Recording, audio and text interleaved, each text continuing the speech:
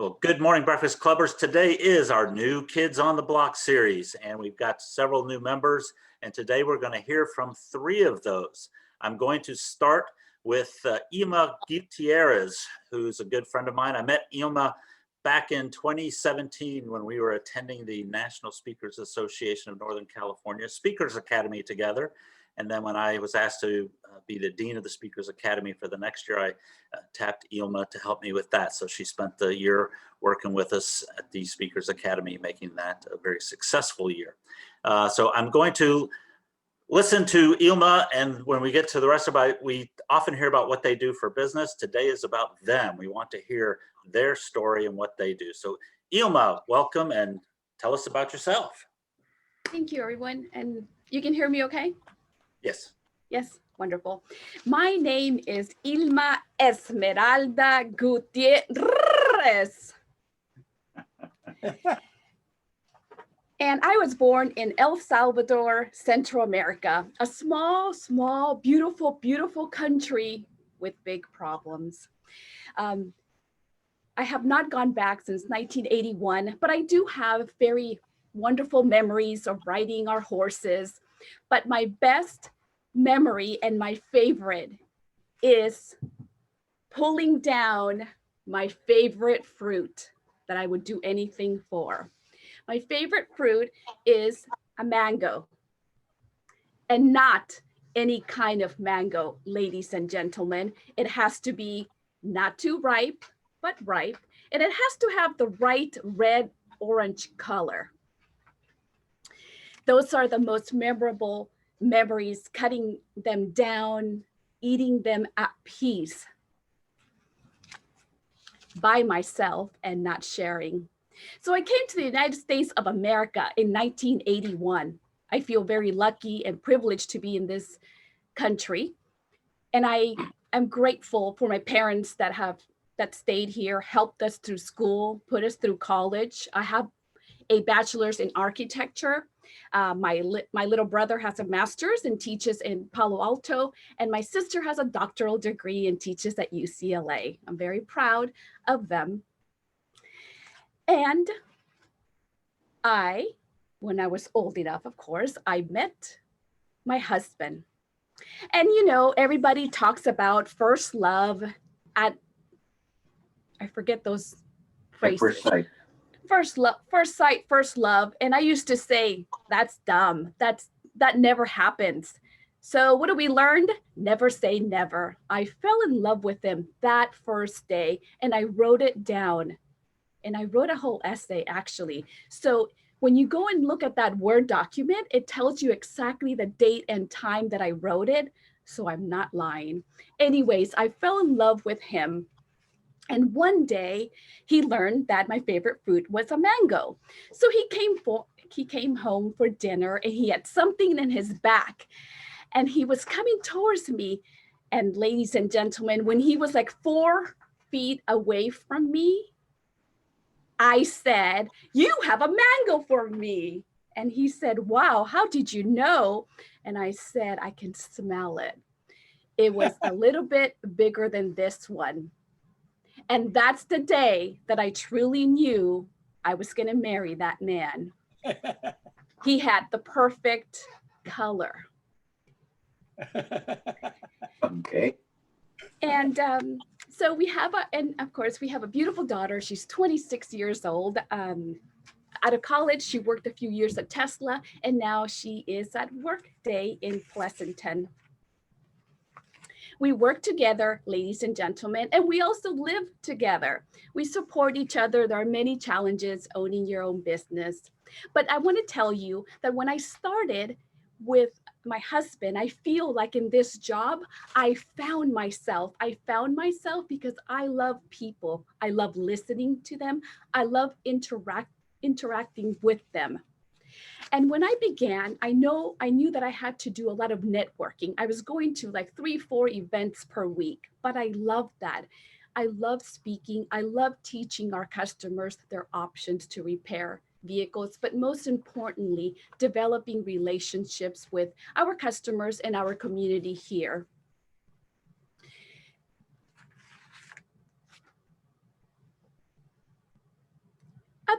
other things that I love, Golden Gate Breakfast Club members, are my family, of course. I love reading and I love cooking. I really do. I am not a good cook, but I love cooking.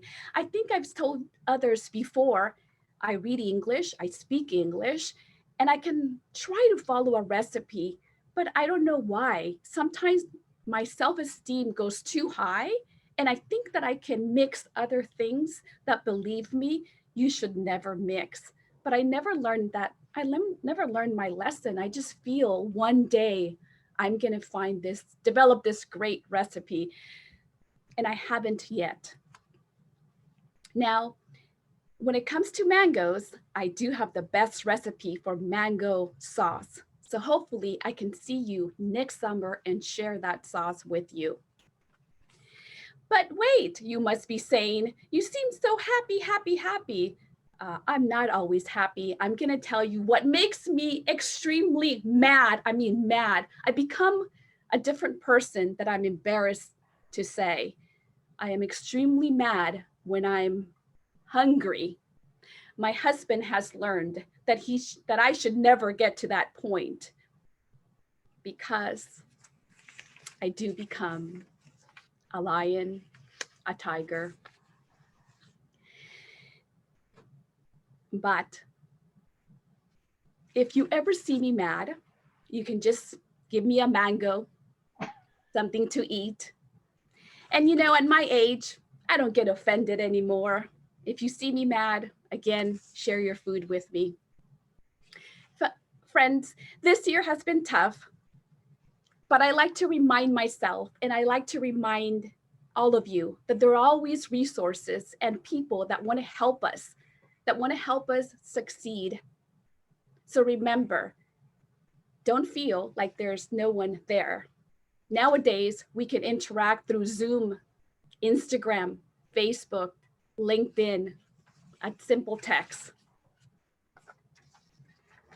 But I am so excited and honored to be part of this organization. I'm looking forward to seeing you face to face soon. So when you're stressed or maybe sad at these times, remember, grab your favorite book, your favorite fruit, or your favorite drink.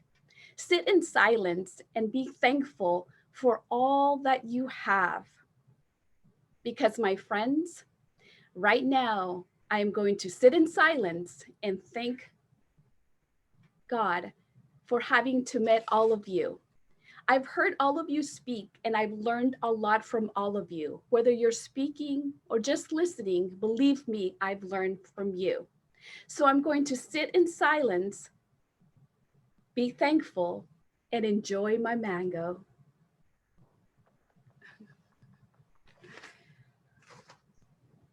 Wonderful. Thank you so much, Ylma. That was, I'm not going to try to reach for your mango because I might get my hand cut off, I think. So that lion will come out there with a nice swipe. But thank you very much. And we'll have questions and answers afterwards if you want to ask Ylma a question after the presentations. So our next speaker and our next new member, I met in January of this year. It's the first time I met her. She was coming from a NSA Northern California Speakers Academy first day of that particular session. And I met Tana Hope at another presentation from one of our past speakers, Cheryl Roush, and really enjoyed meeting Tana. She's an amazing person. She's got a new book that is it out yet, Tana? You'll tell us hopefully soon. But not yet. Not yet, but it'll be out. But Tana is another member of the NSA family that I've gotten to know, and I'm glad she's now a member from Bellingham, Washington. So Tana, tell us about yourself. Okay. Well, I had many twists and turns in my life,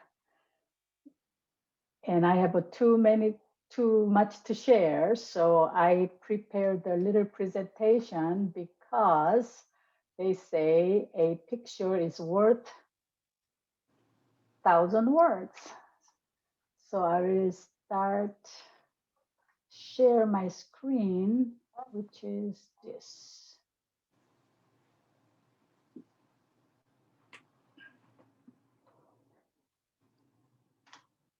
So I was born and raised in Seoul, Korea. Many years after the Korean War, Korea was full of can-do spirit, rebuild spirit, and maybe that is why I have some of those attitudes. Let's do it, make it happen. And I was born in middle-class family and had a pretty uneventful childhood. And I always had the thought of Korea was too small and I wanted to study in United States. So in order to study in United States, you have to pass TOEFL exam. So I was studying English pretty diligently. And when I was still at my high school, I got a job offer from Korean National Congress.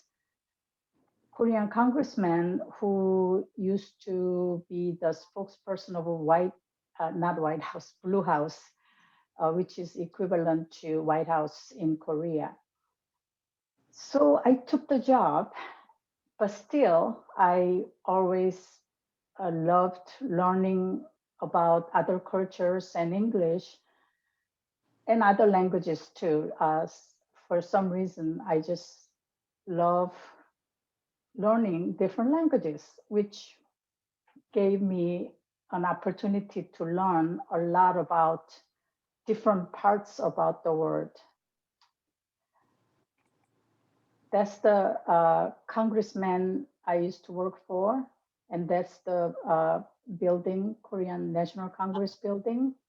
And my house is behind, my parents' house was behind this mountain, and that's where I grew up.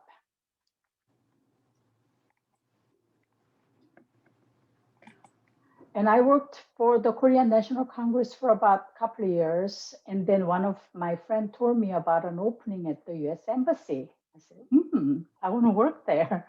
So I applied for it and got the job. And I worked at the US Embassy in Seoul, Korea for about 5 years.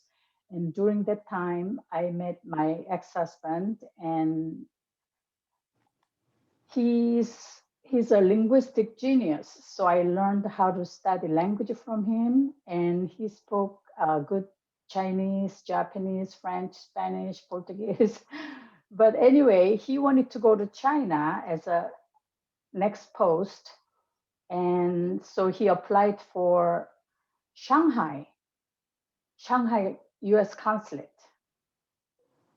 But we were sent to Japan. So I was getting up early in the morning, studying Chinese, getting ready to go to China, and boom, I was sent to Japan along with my ex-husband. And I traveled Europe, all over Western Europe before we went to Japan, and that was really fun.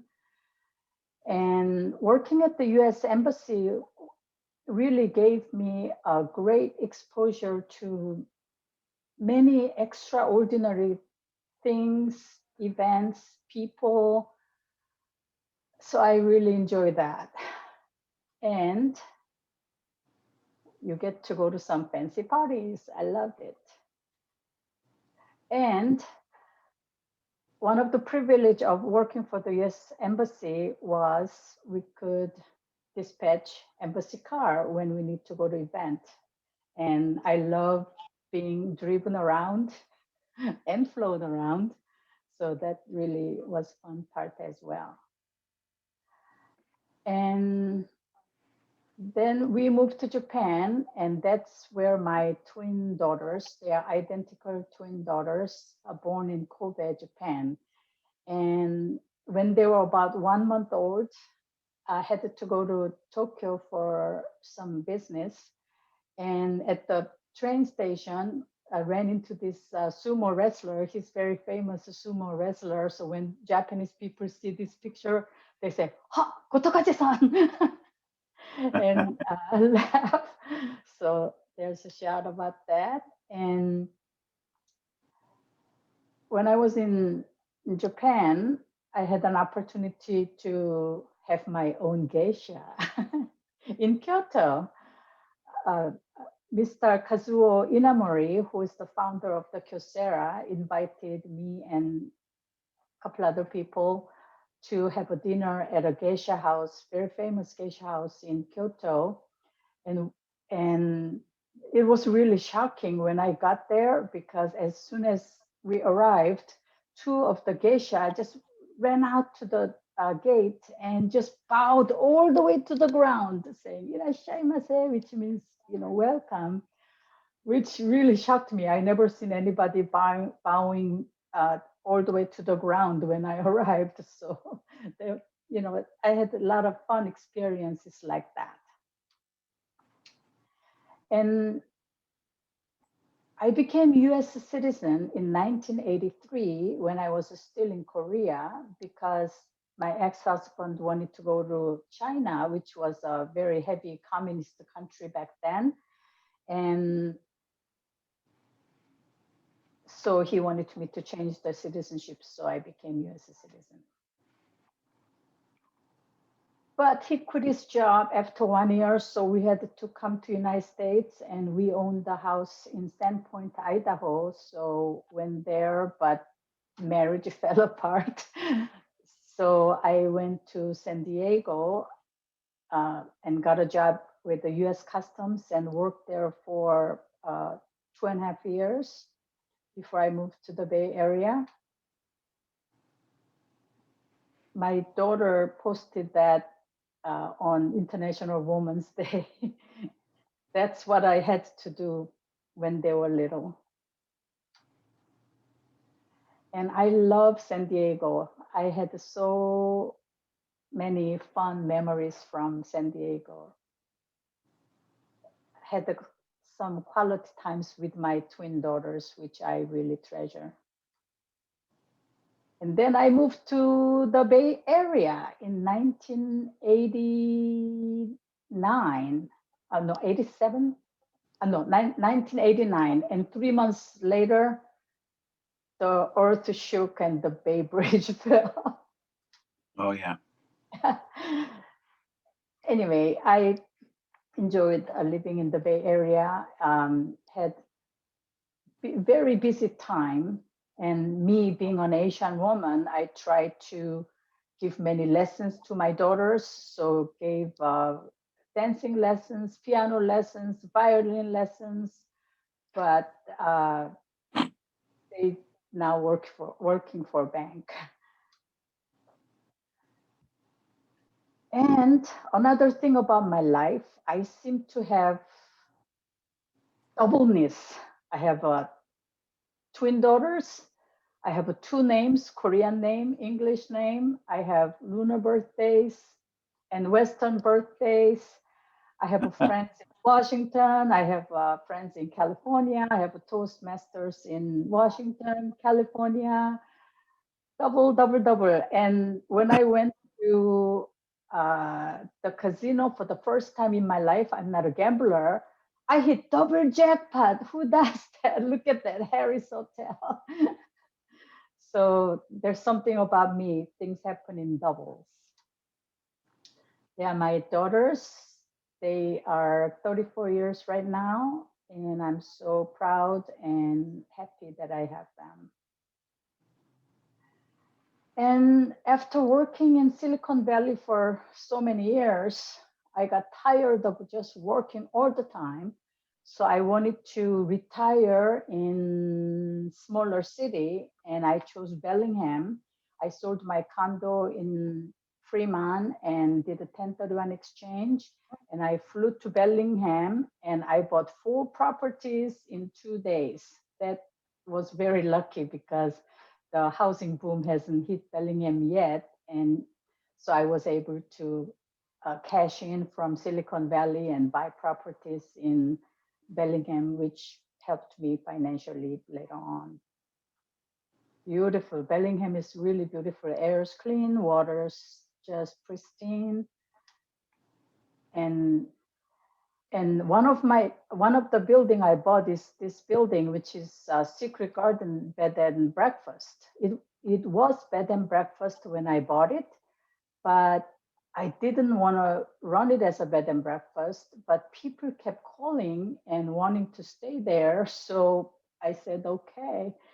And so unwillingly, I became bed and breakfast owner, and I turned my house into vacation rental. This is the house where I am giving my speech right now. That's my house. And when my daughters turned into 21 years old, I took them to Italy and had a tour of Italy with my sister. I have a sister who lives in Italy, and she's married to Italian, so that was really fun trip. Oh. And what I do for fun? Flying. I love flying. And this Pacific Northwest has so many islands and beautiful mountains and colorful fields. I just love flying here. And these are the guys I usually fly with. We call our club the Keystone Flyers. Okay. Yeah, and I love traveling. That's the picture when I went to China at the Forbidden City. That's the Empress's Queen's outfit in China. And I used to have this quadricycle, but it got stolen. Oh. I love having fun with my friends. I have friends with the plane. I have friends with the yacht. So I love hanging out with them, and we have a great fun. And I'm a perpetual learner. Life is learning. So I spend a lot of my time studying about how body works these days. And that's what I try to teach. And in order to do that, I had to learn how to speak. So I joined the Toastmasters and National Speakers Association, and then now Golden Gate Breakfast Club. And I gave a presentation at the Chanticleer Review's annual conference, which was very well received. And I enjoy doing that, so I want to do more of this. And in order to reach many people, I am actually will be recording videos again. The videos in this channel are kind of practice videos. And so I will be doing my sessions from January 1st.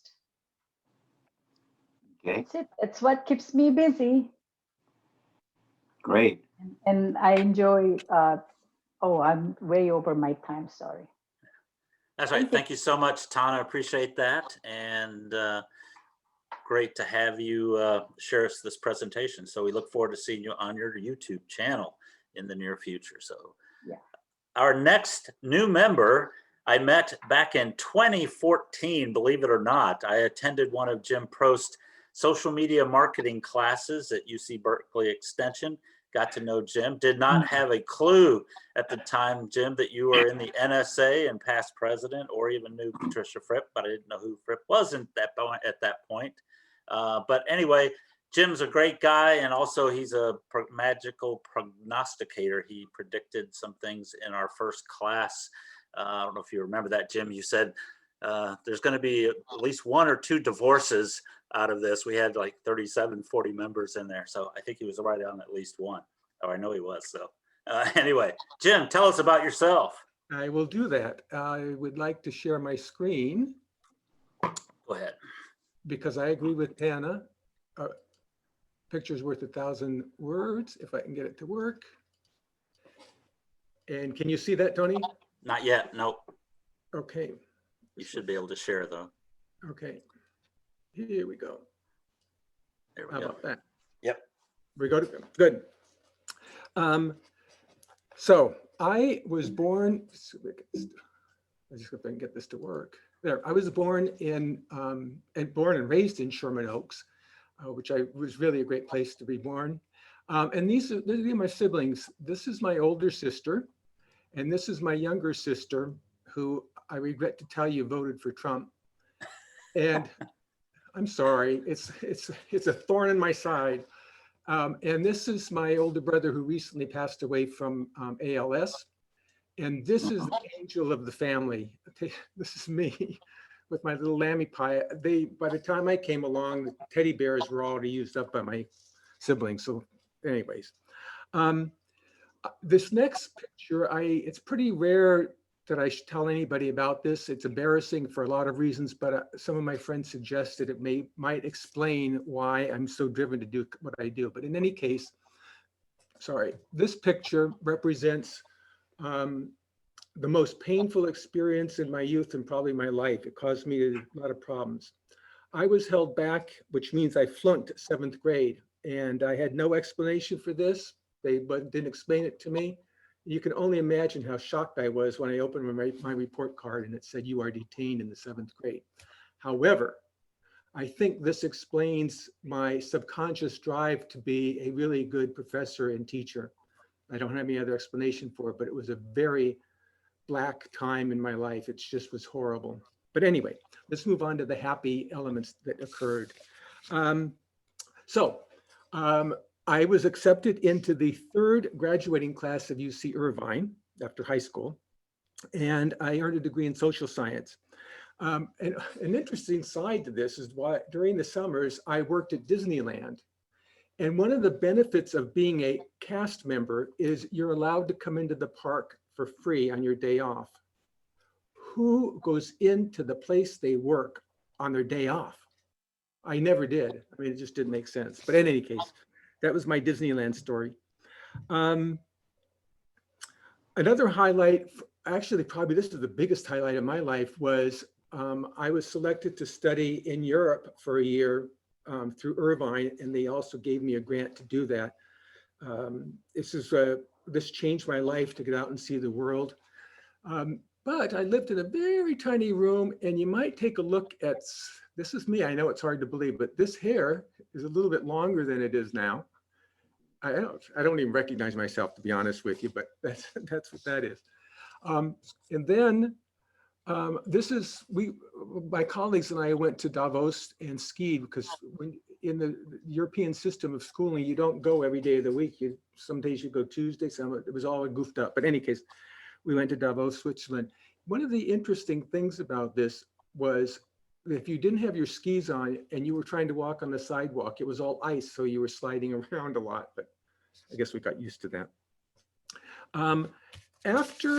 Just a second here, I think my notes here. So after I graduated, I went into, worked in a lot of high-tech companies. This is me in my professorial robes, but what have you.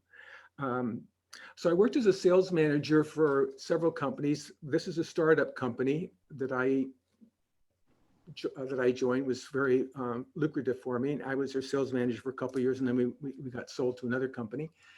And this was a company that helped me in graduate school, which I'll talk about in a minute. And while working, this is an important slide. When I was working at DataQuest, I was director of marketing and sales. I learned about Toastmasters, and I joined the group, and there was quite a few of us there, but there was one other executive and I that we were like,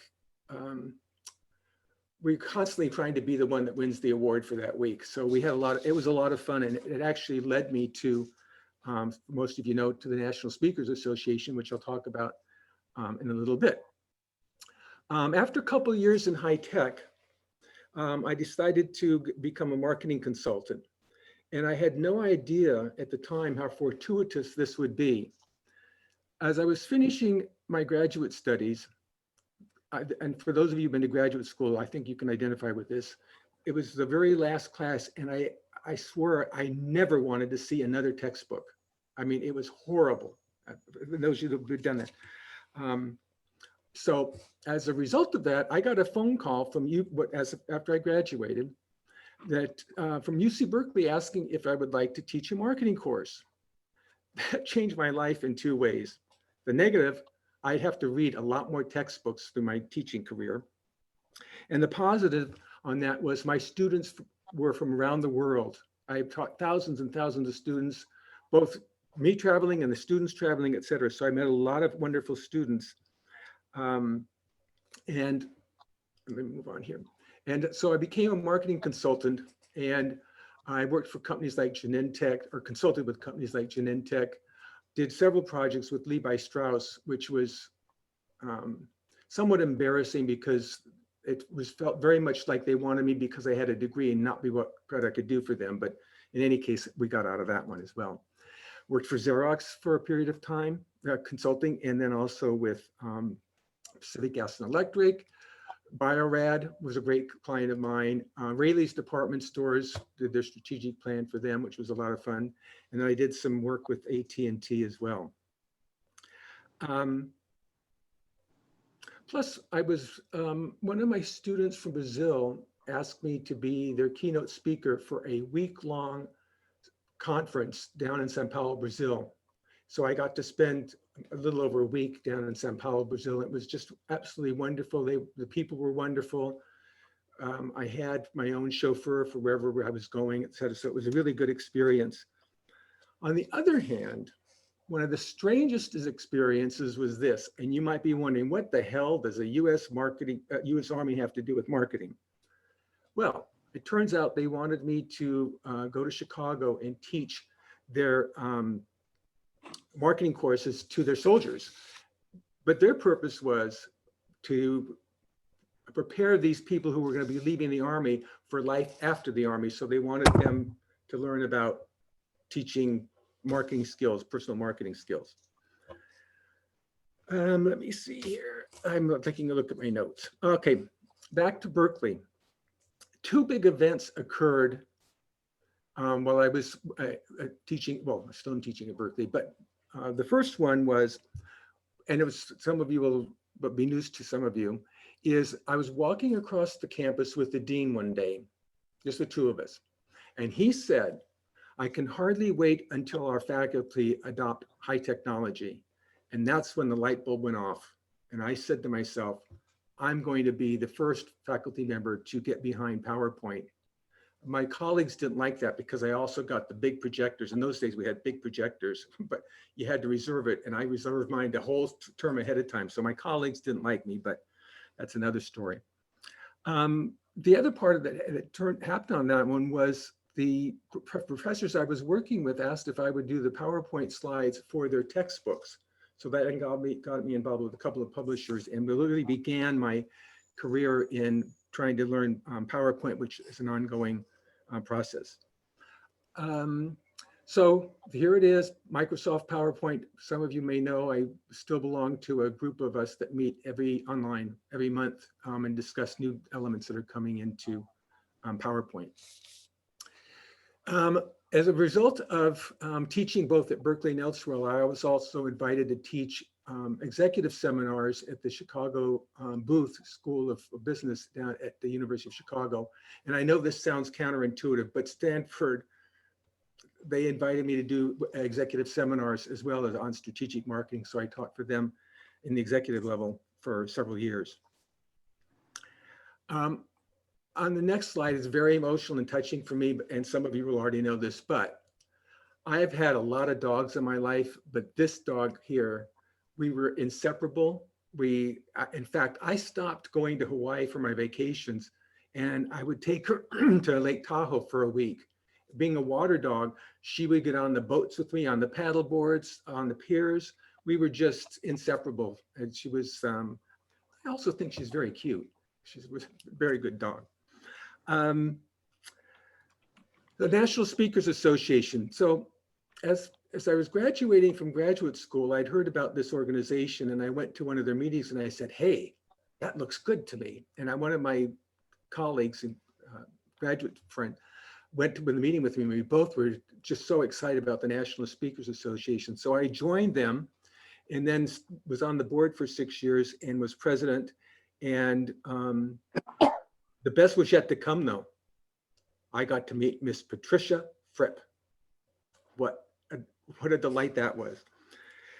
Another important time in my life, which was unexpected, but I also rode my bike 545 miles from San Francisco to Los Angeles twice. And the practice runs we probably biked 2,000 miles as we prepared for the ride. It is, if you haven't done it, it is unbelievable what you get to see.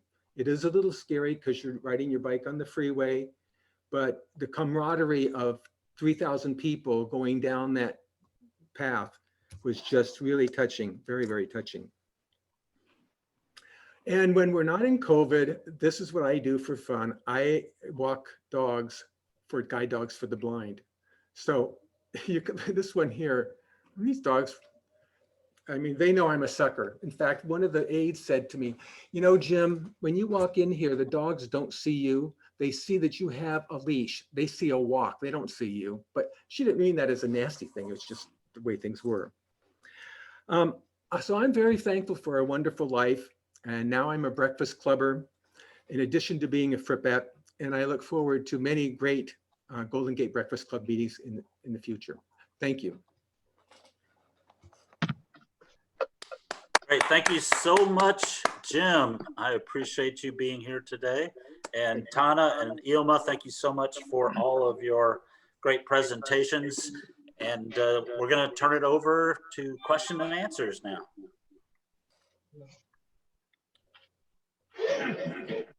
Don't forget Patricia, I to unmute see your yourself. hand up. Well, I thought this was wonderful. I always love new kids on the block. And as long as I've been friends with Prost and hearing some of the stories of different parts of his life, that was amazing. I had no idea you'd worked at Disneyland. Or if you told me, I'd forgotten. So I would like to ask all of our presenters for just one comment on what lesson did you learn about your life from your parents when you were little that you probably didn't really think about the impact until you were more mature? So let's do it in the order of the speakers that we heard. So Ylma, you first.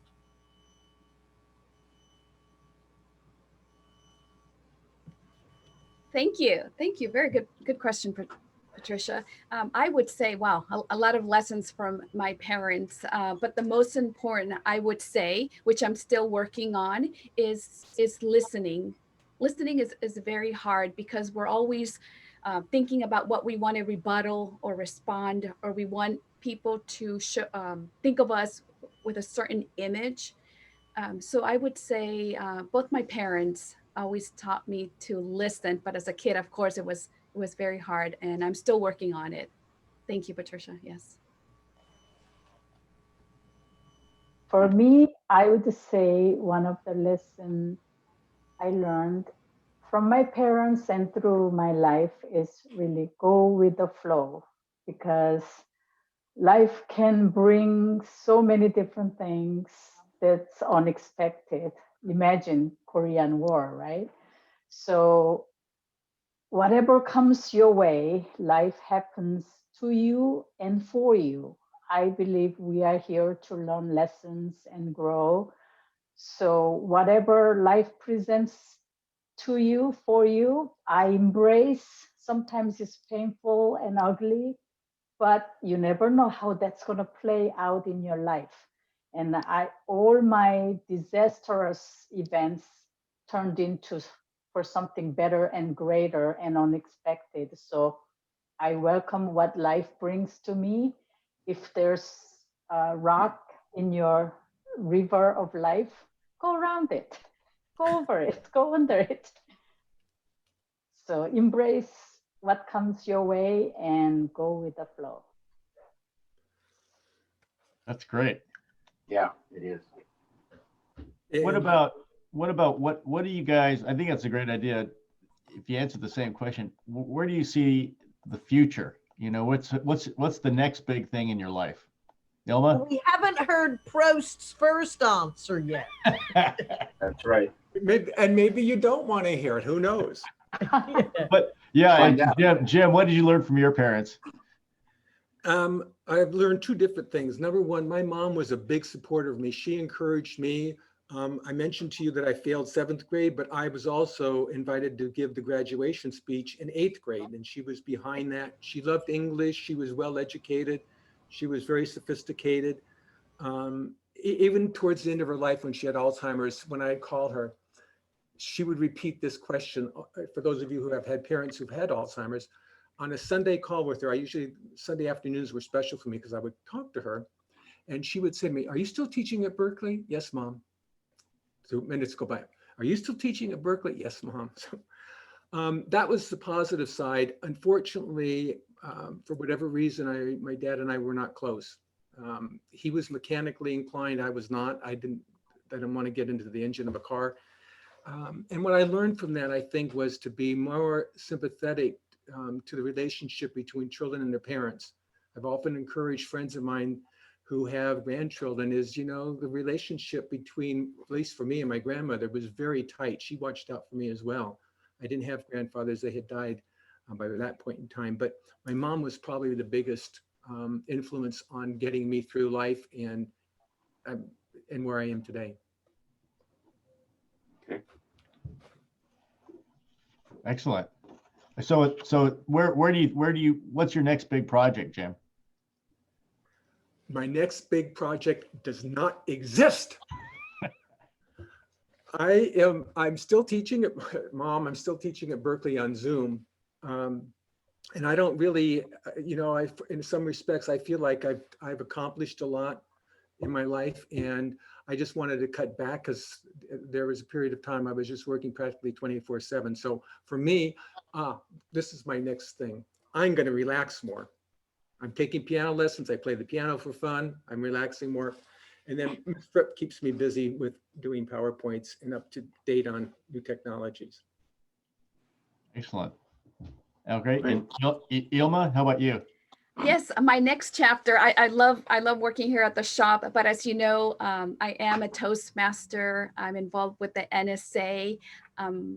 I would like to speak a little bit more on customer service. I do this every day. And as you know, it is so important, the way you breathe, in front of your customer, the eye contact, your body language, the way you give your customer that estimate means so much to them. The way you staple the estimate, it is so important. I would like to speak about customer service, but I also would like to speak about customer service for yourself. I think many of us always forget to take care of ourselves. So that's something, that's one of my goals. But I'm still going to be here at the body shop. I'm busy, but I do want to write a book, and I do want to speak about that. Good question. Thank you. Thank you. Okay. And who else do we have here? We have Ylma, Jim, and then Tana. Tana, what's your next thing, Tana? Well, actually, I came to Bellingham to kind of semi-retire, but it's not working out very well because I am very passionate about learning how our body works. And it's keeping me really, really busy. And I'm fascinated about learning how body works, and also realizing how I have been doing wrong way all along for so many decades. And so now my mission and passion is to teach other people of what I have learned and how they can apply it to live a happier and healthier life. So that's my next big thing. And through whatever the way I can reach people, whether through book, YouTube, or speeches, I welcome opportunities. So bring it on. Bring it on. Okay. I like that attitude. Bring it on. Okay. Who else has a question? Betty? I don't have a question, but I just wanted to say thank you to all of you. It was very inspiring to hear each and every one of you. You all have gifts to give, and you have given me, and I'm sure many of the others in the group today, so many gifts to use. And I loved what you said about the river of life, and when there's rocks, and there's lots of rocks, and there's even pebbles, and we just work with them and we move them around or we go around them. And I just loved that. And it's really nice to get to know who you are, not just a face and seeing you briefly at the Breakfast Club, because it's all about the story from one of our other. We all have our stories, and it's just wonderful to learn about each other. And so thank you. I just want to say thank you. It was wonderful. Derek? Oh, hey, Derek, your microphone's on.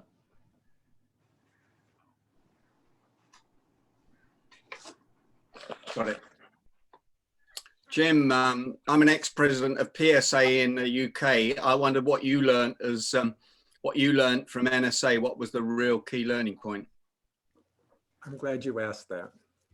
This is going to come as a surprise and a shock to my colleagues from NSA and Toastmasters. When I was visiting NSA, part of the practice was that you would introduce yourself to the audience. And in those days, we had like 350 people at a meeting. And this is a true story. I'm just a very shy guy. And whenever it came time to doing that, I accidentally had to go to the men's room until they were done with introductions because I was so shy. And then I go through NSA and became president, became a professor. But I always laughed at myself doing that, but I got over it. Fantastic. I've been to NSA 10 times, and I've always thought, could I really handle coming on stage in front of 2,000 people? And remember what I was going to say. It's funny you mention that. When I started consulting, if somebody would call me up and ask me to be a speaker, I'd always ask, how big is the audience? Because I didn't want to speak to big audiences. And then towards the end of that, one of the companies called me and said, and I said, how big's the audience? They said 2,000. But I learned something from that, Derek. When you're talking to 2,000 people, you can't see them. All these lights are there. You're just talking to all this blackness. So it was not intimidating. Worked out very nicely. Congratulations. Well done. Thank you for that tip. That's fantastic. Any other questions, Patricia? Actually, can I answer to, excuse me, Derek? Oh. I just want to say, being part of the National Speakers Association, Northern California, I always felt like even though people had the same topic as you would speak about, I never felt a competition. I always felt like they wanted to help you. And I can really appreciate that, especially nowadays. So I really appreciate the Northern California NSA. Yeah. I wanted to know from Ylma, how old were you when you fell in love at first sight with your husband?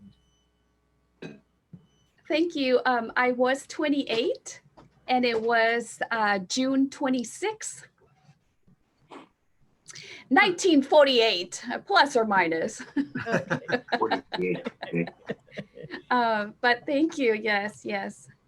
And would you say you are as much or more in love with him now than when you first met him? Thank you. Wow. Yes, I am more in love with him because he has done many things every year. He's really demonstrated that he really loves me, and I look nice, right? But when I get mad,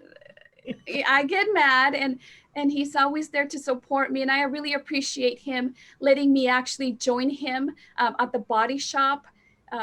Like I said, I feel like I found myself. I love what I do. And yeah, I'm glad that he gave me this opportunity too. And because we live with each other, we cook with each other, we work with each other, we have drawn invisible boundary lines, right? That's why we're still together. Okay. I have a question about that too, because you spend so much time together, and you're clearly the outspoken, the face of the business that we see. Is your husband like the total polar opposite? Oh, thank you. He is not opposite. He's very well spoken. He's we both give each other credit. No, he's not that quiet. Yeah, hopefully you guys can meet him, or man, I can't wait to see you in person. I just feel very lucky to be part of this group. I really do, and I appreciate each and one of you. We would love to meet him. What's your husband's name, by the way? Yeah, David Gutierrez. Sorry, I got stuck. Couldn't he come to the holiday party? He can come to the holiday party next week. Oh, thank you. Yes. We're here early, you know, setting up for our employees and our customers, running around. But I'll definitely ask him to join us. Yes, thank you. Hey, Mr. President. Yes. Question. We have the traditional hand gesture, if you will, for is Ricky who's handling that? Is Ricky handling that today, or Reg, or who's handling that? The acceptance hand gesture, if you will. I'm not sure if I'm following you. Are you talking about the icons or the? I'm talking about the Up or down. who's letting everybody in. Yeah, the up or down. Right. Ricky's not here. Oh, yes. Ricky's not here. We have to approve. Yeah. Oh. Nor is I think that goes Ricky, then it goes to Reg. I think if Ricky's not here, I think then it goes to Reg. Reg isn't here either now. Reg is Why not don't here. we all do it? He was, but he's off now. So Oh Why don't boy. we all Okay. do it? We can all give a. Or give it a thumbs up. Take yeah, it. we'll do it. Yeah. We'll all do The it. question is, do we keep these members? So Yeah, a lot of people yeah. don't know that. Yeah, we keep them. We've got their money. We'll keep them. Congratulations, Right. everybody. Terrific job. Very well done, everybody. Great Good. job. Thumbs That was up. awesome. Thank you. Now, Mr. President, seeing I Yes. invited my friends under false pretenses that this was the holiday celebration, if they come in on the 23rd of December, what is going to happen? Oh, we're gonna do something. That 23rd is gonna be very Christmassy. We have some special Christmas things planned. Pete has we're pulling all the stops out. So next week you will not be disappointed, and we're not gonna bait and switch next week. It's gonna have a Christmas theme, so it'll be a lot of fun. I hope everyone can show up. Okay. All right. Yeah, if you I look have through to the apologize on Patricia's behalf. It is not, you were not led on false pretenses. It was an administrative error on my part. I take responsibility for it. It was not Patricia's fault here, but next week will be great. So I certainly do apologize to everybody for expecting a big Halloween event. It's not- But it will be It's next not week. it's really, if anyone's to blame, it's me, but there was an accident, and but look, we had a great time this Oh, morning. yeah, it was fabulous. Yeah. And it was Yes. it's so nice to get to know you guys and meet everybody and hear the stories, and I found out common elements between all the speakers and my own life experience, and I think we all probably feel the same way. So welcome to the Golden Gate Breakfast Club. We really appreciate you guys, Thank and you. we're looking forward to just hanging out with you and getting to know you better. Thank you. All right, so who would like to teach them the secret handshake? Anybody?